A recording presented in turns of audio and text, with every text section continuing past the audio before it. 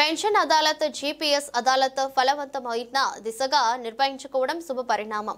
ఈ అవకాశాన్ని సద్వినియోగం చేసుకోవాలని జిల్లా కలెక్టర్ పి ప్రశాంతి, రాష్ట్ర principal accountant general S Shantipriya పేర్కొన్నారు. బుధవారం స్థానిక ఆర్ట్స్ కళాశాల సెమినార్ హాల్లో నిర్వహించిన తూర్పు గోదావరి జిల్లా పెన్షన్ అదాలత్, జీపీఎస్ అదాలత్, ఇతర అనుబంధ సమస్య పరిష్కారం కోసం నిర్వహించిన ఒకరోజు అవగాహన పరిష్కార కార్యక్రమం రాష్ట్ర ప్రిన్సిపల్ అకౌంటెంట్ జనరల్ నేతృత్వంలో జిల్లా కలెక్టర్ పి ప్రశాంతి అధ్యక్షతన జరిగింది. సో పెన్షన్ అదాలత్ అనేది ఇక్కడ కండక్ట్ చేయడం మనందరికీ కూడా చాలా మంచి ఆపర్చునిటీ. సో పెన్షనర్స్కి ఎన్ని ఇష్యూస్ ఉన్నాయి అనేది మీకు తెలుసు, మాకు కూడా తెలుసు. కానీ ఇప్పుడు చాలా వరకు ఆన్లైన్లో రిజాల్వ్ చేసుకునే అవకాశం, అట్లానే డిఫరెంట్ ఫోరమ్స్, అలానే self registration, self grievance raising ఇవన్నీ ఉన్నాయి. కానీ మనకి ఇంకా అంత అవగాహన లేకపోవడం వలన మళ్ళీ వెళ్తూనే ఉన్నాం. ఫర్ ఎగ్జాంపుల్, మా father is a pensioner. Life certificate మీరు ఆన్లైన్లో కూడా అప్డేట్ చేసుకోవచ్చు అని అంటే ఆయన వినరు. ఏదో ఒక ఎస్టీఓ దగ్గరికి వెళ్ళి ఆయనతో మాట్లాడి అప్డేట్ అయింది ఆయన చూస్తే ఆయన హ్యాపీగా ఫీల్ అవుతారు. పిల్లల్లో డిఫరెంట్ ఏరియాస్ లో సెటిల్ అవడం వల్ల అక్కడికి వెళ్తూ ఉంటారు.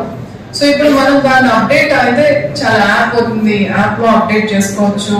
సో దాని మీద మనం అవగాహన కానీ మనం పెంచుకుంటే ఈజీ అవుతుంది. అలానే టైం టు టైం రివిజన్స్ వచ్చినప్పుడు కూడా మనకి డౌట్ వస్తుంది, అదే రివిజన్ అయిన పెయిన్ ఏరియాని యాడ్ చేశారా లేదా. మేనేజ్మెంట్ లో మీరు ఇప్పుడు పెన్షన్ ప్రపోజల్స్ కోసం మీరు ఏవైతే ఎఫర్ట్స్ పెడతారో అవి జనరల్ గా మీరు ఎప్పుడు పెడతారు? రిటైర్ అయిపోయాక. రిటైర్ అయినంత వరకు మనం చాలా బిజీ. సో మన ఫ్యామిలీ మెంబర్స్ ఏమైనా అడిగినా, లేదా ఫ్రెండ్స్ అడిగినా, ఈవెన్ మనకి ఎవరైనా మీరు ఎక్సర్సైజ్ చేస్తున్నారా లేదా, లేకపోతే బుక్స్ ఏమైనా చదువుతున్నారా అంటే మన అందరి ఒకటే ఆన్సర్ ఉంటుంది, బిజీ బిజీ. సో చివరికి మీరు ఎన్ని సంవత్సరాల సర్వీస్ ని గవర్నమెంట్ ఇచ్చి మీ రిటైర్మెంట్ ముందు మీరు చేయాల్సిన పనులు కూడా మీరు చాలా మిస్ అయిపోతారు. నాకు తెలిసి ఎవ్రీ ఇయర్ ఖచ్చితంగా ఇంక్రిమెంట్ తీసుకునే వాళ్ళు కూడా 100% ఉండకపోవచ్చు. సో మీ ఎస్ఆర్ ని అప్డేట్ చేసుకోవడం అనేది చాలా చాలా ఇంపార్టెంట్. మా ట్రైనింగ్ లో ఉండేటప్పుడు ఒక మంచి, అప్పట్లో ఆయన జేడీ క్యాడర్ ఆఫీసర్ వచ్చి ట్రైనింగ్ ఇస్తున్నప్పుడు ఆయన ఫస్ట్ లెసన్ స్టార్ట్ చేసింది ఇలా అన్నమాట. ఇది మీకు చాలా బోరింగ్ గా ఉండాలి, ఈ క్లాస్ రూమ్ లో ఉన్న సగం మంది వినరు, but this is the subject which is going to give you challenge. అందుకే మేము అసలు పెన్షన్ ప్రపోజల్ సైన్ చేసినప్పుడు కింద మంచి సూపర్ నెట్ సిగ్నేచర్ ఉందా లేదా అని చూసుకుంటాం, కానీ అది కరెక్ట్ గా ఉందా లేదా అని తెలిసే ఆఫీసర్స్ చాలా తక్కువ మంది ఉంటారు. సో మన సర్వీస్ కూడా అయిపోతుంది, మనకి ఎస్టాబ్లిష్మెంట్ కి సంబంధించిన రూల్స్ అండ్ రెగ్యులేషన్స్ ప్రాపర్ గా తెలియకుండా మన ఆఫీస్ లో ఎవరో మంచి సూపర్నెంట్ ఉంటారో అతనే గాడ్ ఫాదర్. 30-40 సంవత్సరాలు అవునా కదా, మీ పెన్షన్ ప్రపోజల్ తీసుకెళ్తారు, ఆయన ఏదో ఇస్తారు, మీకు కూడా పెట్టేస్తారు. సో ఈ ఫోరం వల్ల రిక్వెస్ట్ ఏంటంటే, ఎలా అయితే మనం ఫైనాన్షియల్ లిటరసీని డెవలప్ చేసుకున్నాము, how we are looking after our bank accounts, updations, safe గా పాస్వర్డ్స్ పెట్టుకోవడం, అసలు ఇంట్రెస్ట్ క్రెడిట్ అవుతుందా లేదా, సో మంత్లీ మనం పే చేయాల్సినవి, ఇవన్నీ ఎలా అయితే మనం చెక్ చేసుకున్నామో అట్ ద సేమ్ టైం అంతే ఇంట్రెస్ట్ తో we all should be literate in establishment matters. So నాకు ప్రొబేషన్ డిక్లరేషన్ ఫైల్ వస్తుంది, బట్ అసలు service entry at the initial stage లేకుండా వస్తుంది. సో మీరు సర్వీస్ లో వచ్చిన మీ service entry, yearly increment sanction చేసినప్పుడు increment entry, continuous service entry, increment కన్నా ముందు జరగాల్సింది సర్వీస్ ఎంట్రీ ఇన్ కంటిన్యూషన్.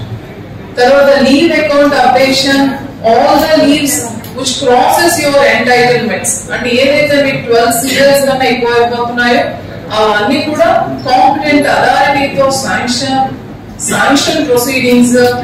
ఎక్కడైనా మీరు నార్మల్ లీవ్స్ ఉంటే ఎక్స్టెన్షన్ ఆఫ్ ఇంక్రిమెంట్స్, కొన్నిసార్లు ఇంక్రిమెంట్ డేట్ ని మనము సెలెక్ట్ చేసుకునే ఆప్షన్ వస్తుంది, అది ప్రాపర్ గా చేసుకున్నామా లేదా, ఇవన్నీ అయి మన ఫుల్ షేప్ లో మన ఎస్ఆర్ ఉంటే మనకి పెన్షన్ ప్రపోజల్స్ చేయడం అనేది చాలా ఈజీ.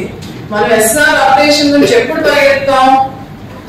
పెన్షన్ లో వాళ్ళు ఏవైతే క్వరీస్ వేస్తారో అప్పుడు. అది కరెక్ట్ గా సంవత్సరానికి ఒక 2-3 రోజులు దానికి టైం ఇవ్వండి, ప్రాపర్ గా అప్డేట్ చేసుకోండి. డిస్ప్లే యాక్షన్స్ ఉండేటప్పుడు మీ డిస్ప్లే యాక్షన్స్ క్లోజ్ అయిపోతాయి కానీ మీ ఎస్ఆర్ ఎంట్రీలో ఉంటుంది. సో విజిలెన్స్ క్లియర్ అయిపోతుంది, అది ఎస్ఆర్ ఎంట్రీలో ఉంటుంది. సో మీకు ఏదైతే డిస్ప్లే యాక్షన్ క్లోజ్ అయిపోయిందో ఆ పీరియడ్స్ లో మీకు ఏమైనా డ్యూస్ ఉంటే అవన్నీ కూడా మీరు డ్రా చేయాల్సి ఉంటుంది. ఇవన్నీ కలిపి మీరు లాస్ట్ లో పెన్షన్ టైంలో ఇవన్నీ క్లెయిమ్ చేస్తూ ఉంటారు. అవంతా కూడా కొంచెం డిఫికల్ట్ ప్రాసెస్ అయిపోతుంది. దాంతో పాటుగా ఇప్పుడు మనకి జీపీఎస్ మీ ఎంట్రీస్ కరెక్ట్ గా ఉన్నాయా లేదా అనేది కూడా చూసుకోవాలి.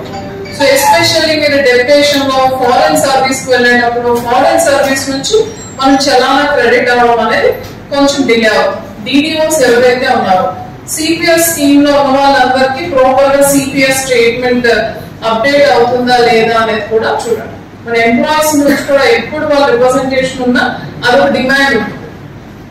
సిపిఎస్ స్టేట్మెంట్ మాకు ఇచ్చేటట్టుగా చేయండి, గతంలో జిపిఎస్ స్టేట్మెంట్ వచ్చేది, ఇప్పుడు కూడా సిపిఎస్ స్టేట్మెంట్ కావాలి అని. సో ఇవన్నీ మనకు మనం కొన్ని ఎఫర్ట్స్ పెడితే at the end pension proposal processing అనేది ఈజీ అవుతుంది. ఇవన్నీ 6 months ముందే మనం క్లోజ్ చేసుకొని ఫుల్ షేప్ లో మన సర్వీస్ రికార్డ్ తయారు చేసుకుంటే ఇలాంటి ఇష్యూస్ ఏమి. దీనికి మీరు ఒక చెక్ లిస్ట్ లా పెట్టుకొని ఆ చెక్ లిస్ట్ ప్రకారం ఆల్ కాంపోనెంట్స్ మీరు ఫుల్ఫిల్ చేశారా అనేది మీరు చూసుకుంటే it is very easy. So ఈ అవకాశం ఇచ్చిన అందరికి కూడా ధన్యవాదాలు. సో ఐ సజెస్టెడ్ డిటిఓ గారికి డిఫరెంట్ కౌంటర్స్ పెట్టండి, అప్పుడు ఆ సబ్జెక్ట్ ఎక్స్పర్ట్స్ అక్కడ ఉంటారు. తర్వాత కూడా వాళ్ళకి ఏమైనా అడ్వైజరీ కావాలంటే బాగుంటుందని ఆయన అలానే చేశారు. So I congratulate him. So మీరు అక్కడ ఉన్న వాళ్ళ నెంబర్స్ కూడా తీసుకోవచ్చు. సో ఫర్దర్ గా కూడా మీకు ఎప్పుడు ఇష్యూస్ వచ్చినా కూడా you can contact them, they are subject experts. Okay అండి, థ్యాంక్ యూ.